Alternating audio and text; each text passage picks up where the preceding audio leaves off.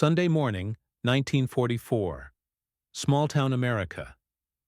Church bells echo across quiet streets as families in their finest clothes walk toward white-steepled buildings. Children skip alongside parents, clutching prayer books and worn Bibles. The ritual is as old as the communities themselves, but this Sunday is different. Walking among the American families are women in simple gray dresses, unmistakably foreign, unmistakably prisoners. German women who, just months before, were serving the Nazi war machine in occupied Europe. The sight should be shocking. Enemy combatants freely entering American churches. Yet the congregation barely glances twice. Because by 1944, this weekly procession has become as routine as the church service itself. What's remarkable isn't that these women are attending church. It's how unremarkable it has become to everyone involved. 1943, 1946. The women behind enemy lines. Understanding. The significance of this church attendance policy requires knowing exactly who these women were and how they ended up in American custody. The reality of women in Nazi military service, from U.S. War Department classification records. By 1943-1944, Nazi Germany had mobilized women in unprecedented numbers for military support roles. 30,000 women operating radar and anti-aircraft systems, defending major German cities from Allied bombing, raids managing sophisticated communications networks, some as young as 7, others experienced military professionals, 50,000 women in intelligence and communications, intercepting Allied radio transmissions, coding and decoding classified military information, operating telephone exchanges in occupied territories, Wehrmacht, support personnel, administrative roles in military installations, medical support in field hospitals, supply chain management across occupied Europe, translation and interpretation services, SS Helferinnen, administrative positions in concentration camps, intelligence operations in occupied territories, documentation and record-keeping for Nazi policies, from captured German military records. An estimated 500,000 German women served in various military auxiliary capacities by 1944, making them legitimate military targets under international law. How they were captured. As Allied forces overran German positions, in 1944-1945, thousands of these women were captured alongside male soldiers in the liberation of France after D-Day, the Italian campaign, the final push into Germany itself, the collapse of Nazi defensive positions. Unlike male prisoners who could be housed in large camps, female POWs required separate facilities and specialized handling procedures. The religious context they left behind. To understand why church attendance was so significant for these women, you must understand what religion had become under Nazi rule. Historical documentation from German church archives. The Nazi corruption of Christianity. The Nazi regime had systematically corrupted German religious life. Gleichschaltung. The coordination policy. All churches forced to conform to Nazi ideology. Pastors required to swear loyalty oaths to Hitler religious education, replaced with Nazi racial theory. Christian youth organizations disbanded, replaced with Hitler Youth. The German Christians movement. From documented Nazi church policies, Aryanized, Christianity removing Jewish elements from the Bible. Jesus recast. As an Aryan warrior fighting Jewish corruption, church services, incorporating Nazi symbols and ideology. Pastors preaching racial purity as God's will state control of religious practice. Church attendance monitored by local party officials. Sermons censored and often written by Nazi authorities. Private religious gatherings discouraged or banned. Religious holidays subordinated to Nazi celebrations. The confessing church. Resistance. From historical resistance records, some churches, led by figures like Dietrich Bonhoeffer, resisted Nazi control, operating underground religious services, maintaining traditional Christian teachings, facing imprisonment, torture, and execution, representing less than % of German religious institutions. What this meant for female military personnel. These women had lived their entire adult lives under a system where religious practice was a political statement. Genuine spiritual expression was dangerous. Church attendance was often mandatory, but spiritually empty faith was subordinated to Nazi ideology. Private religious conviction could be considered treasonous. Many had never experienced authentic religious freedom. American military policy on religious freedom. The decision to allow female German POWs regular church attendance wasn't accidental. It represented deliberate American policy rooted in constitutional principles. From U.S. Military Chaplain Corps. Documentation. Constitutional Foundation. First Amendment. Religious freedom principles applied even to enemy prisoners. Separation of church and state paradoxically protected religious practice. Military chaplains instructed to facilitate, not control, prisoner worship. Geneva Convention requirements from international law documentation. Article 6. Prisoners must be allowed to practice their religion, access to chaplains and religious services. Required religious materials and literature to be provided. No.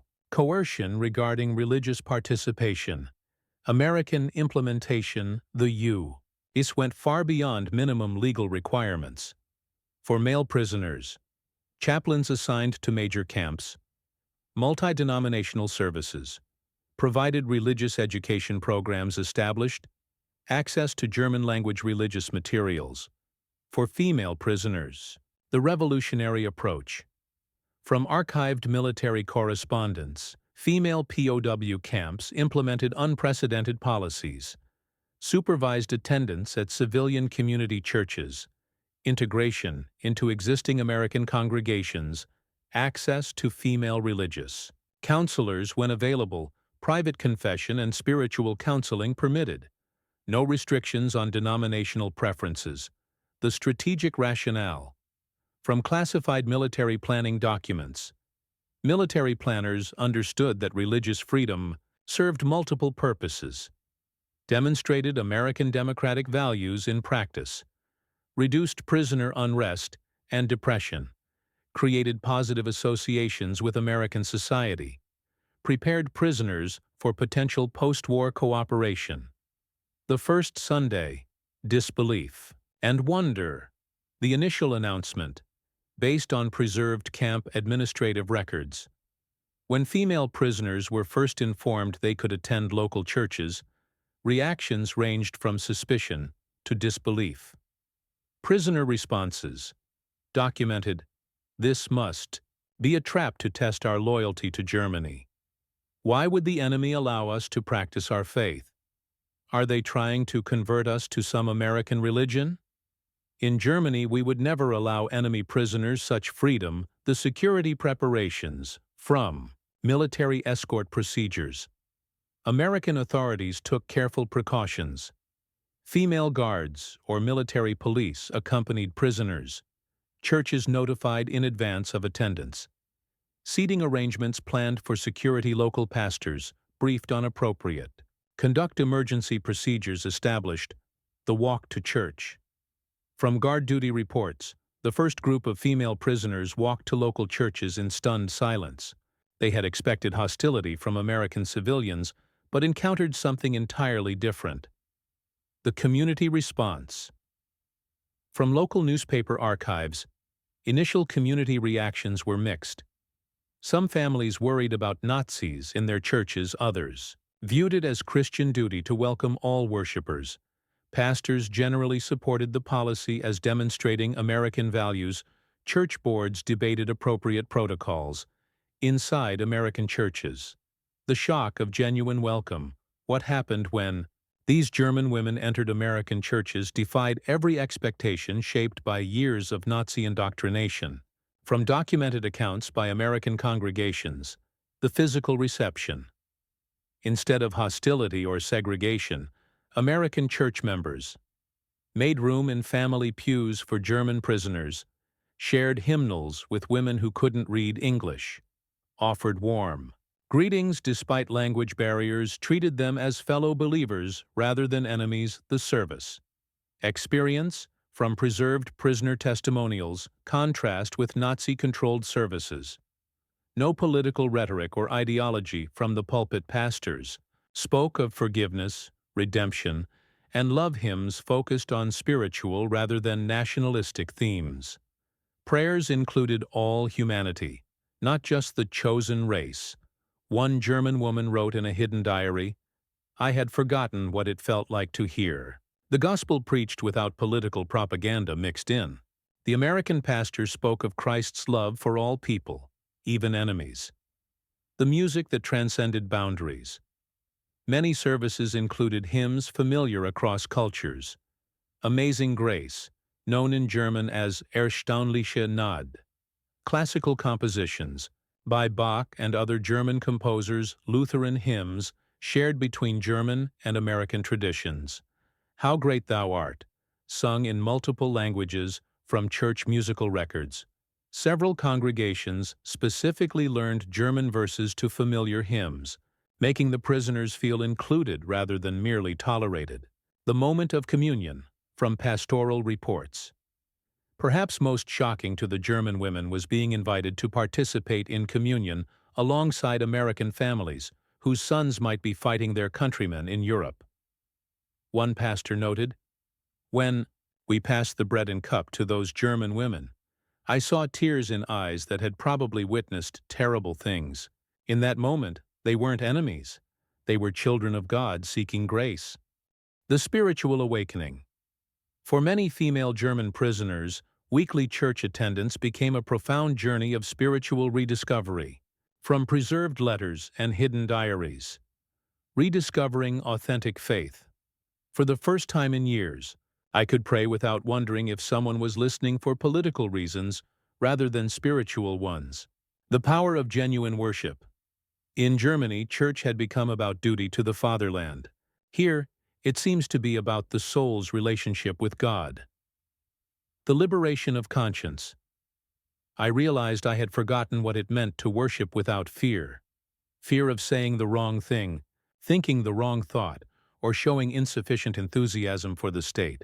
From American pastor reports, archived in denominational records, pastors consistently noted that German prisoners participated with remarkable intensity. They sang hymns with visible emotion. They listened to sermons with focused attention. They requested private counseling about faith questions. They asked for religious materials to study during the week. The theological questions. From chaplain counseling records, the women asked profound questions that revealed their spiritual confusion. How can Americans be Christians if there are enemies? Why don't your pastors preach about racial purity if God chose certain peoples? Is it possible to love your enemies as Jesus commanded while your countries are at war? How do I reconcile my faith with what my country has done? The gradual transformation. From psychological evaluation reports, military medical personnel noted consistent improvements in prisoners who attended church regularly. Reduced anxiety and depression symptoms. Better sleep patterns following Sunday services. Improved cooperation with camp authorities. Decreased expressions of hatred toward Americans. The community integration. What made this policy remarkable wasn't just that German prisoners could attend church. It was how American communities gradually embraced them. From local historical society records, the evolution of acceptance. Week 1 to 4, curiosity and caution. Families observed the German women from a distance. Month 2 to 3, gradual warming. Small gestures like sharing hymnals became common. Month 4-6, active inclusion. Prisoners invited to coffee hours and social events. Month 7+, full integration. German women participating in church activities as regular members. The role of church ladies. From women's auxiliary records, American church women played crucial roles in integration, bringing German-language Bibles when available. teaching English using biblical texts, including prisoners and charitable activities, organizing special services with familiar German hymns. One Methodist women's group leader wrote, "These German girls were so hungry for genuine Christian fellowship. Many had never experienced church as a place of love rather than political control." Children as bridge builders. From Sunday school records, American children naturally accepted the German women. They asked innocent questions about Germany. Before the war, they shared crayons and drawing a paper during children's activities. They requested German Christmas songs and Easter traditions. They invited prisoners to family events with parental permission. The Christmas Miracle of 1944. From documented Christmas service accounts, during Christmas 1944, something unprecedented occurred. German prisoners and American families combined their Christmas traditions. O Tannenbaum was sung in both German and English. German women taught American children to make traditional decorations. The service concluded with Silent Night, performed in 4 languages. One church member recalled decades later, "That Christmas service made me realize that God's love was bigger than any war. Those German women weren't our enemies. They were our sisters in Christ." The Letters Home and Censorship Dilemma. The spiritual impact of church attendance was captured in correspondence that military censors struggled to handle appropriately. From U.S. Army Censorship Department files. What the women tried to tell their families. Excerpts from intercepted letters.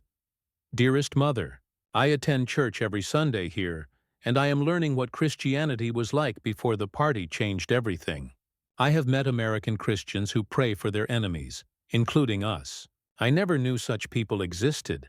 The pastor here speaks of the same Jesus we learned about as children, but without hatred for other races. I am confused but strangely comforted.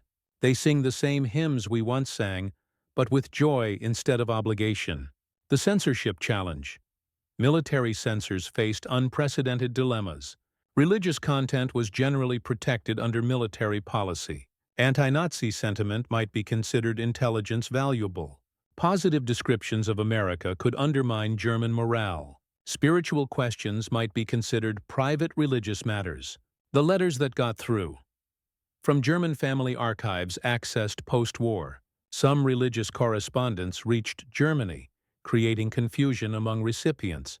Families couldn't understand why Americans allowed enemy prisoners to worship freely.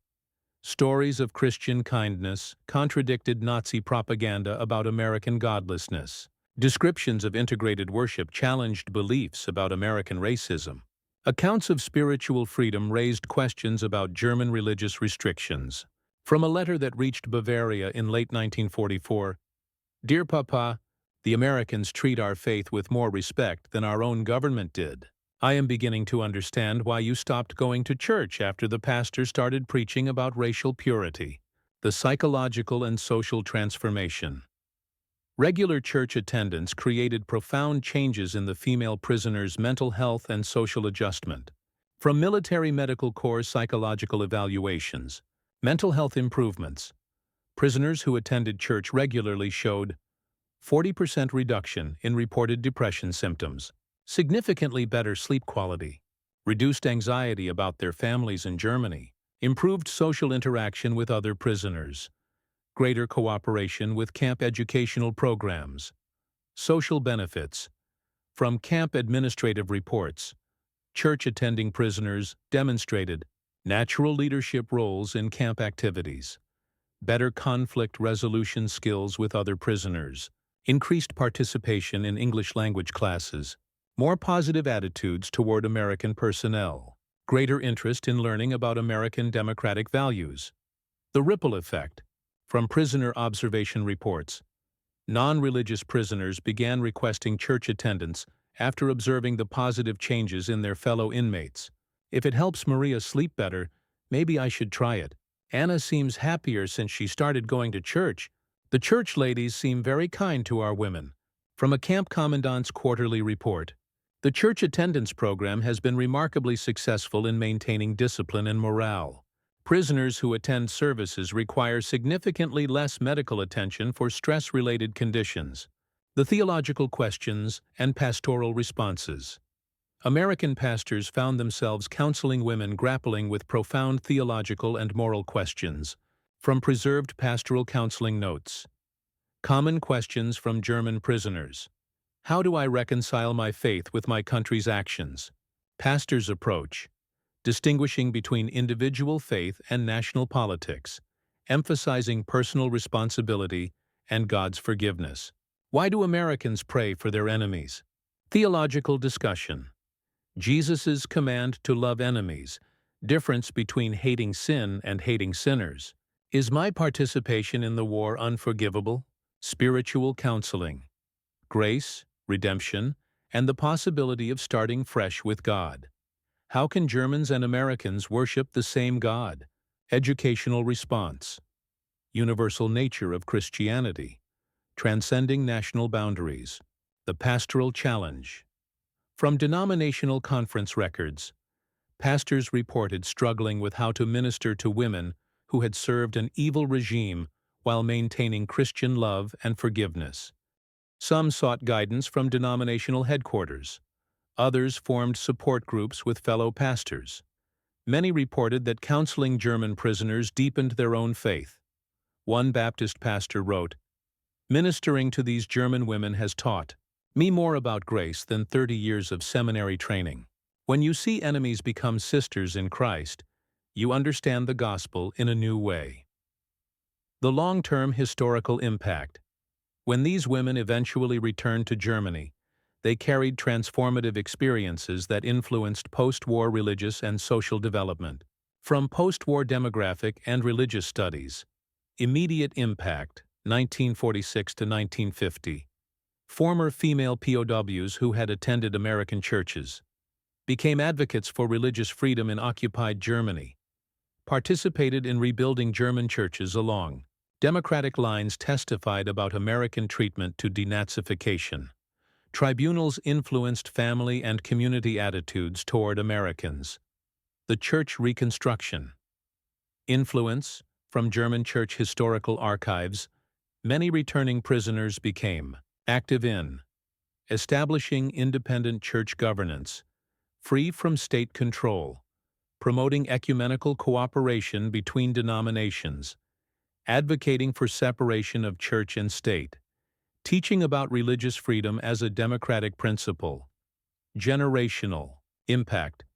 From oral history projects conducted in the 1970s, 1990s, children and grandchildren of former prisoners reported family stories about American Christians who showed kindness to enemies, religious upbringing emphasizing tolerance and forgiveness, positive associations with American democratic values, understanding of religious freedom as fundamental human right. The diplomatic influence. From State Department cultural exchange. Records, the church attendance policy contributed. 2. Positive German attitudes toward American occupation policies. Support for the Marshall Plan among religious communities. Development of strong German-American church partnerships. Cultural exchange programs between American and German religious institutions. The strategic genius of religious freedom. The policy of allowing female German POWs to attend church represented brilliant psychological warfare disguised as simple humanitarian policy. From military intelligence assessments, unintended propaganda. Victory. Without designing it as propaganda, the church policy accomplished what no military campaign could. Demonstrated American democratic values in action. Created positive associations with American society, generated favorable testimony about American character, proved that democracy enhanced rather than threatened religious freedom. The contrast strategy. From psychological warfare analysis, the policy created stark contrasts. In prisoners' minds, Nazi state control versus American religious freedom, forced ideology versus voluntary faith, political manipulation versus spiritual authenticity, fear-based compliance versus love-motivated worship, long-term strategic benefits. From Cold War planning documents, the religious freedom.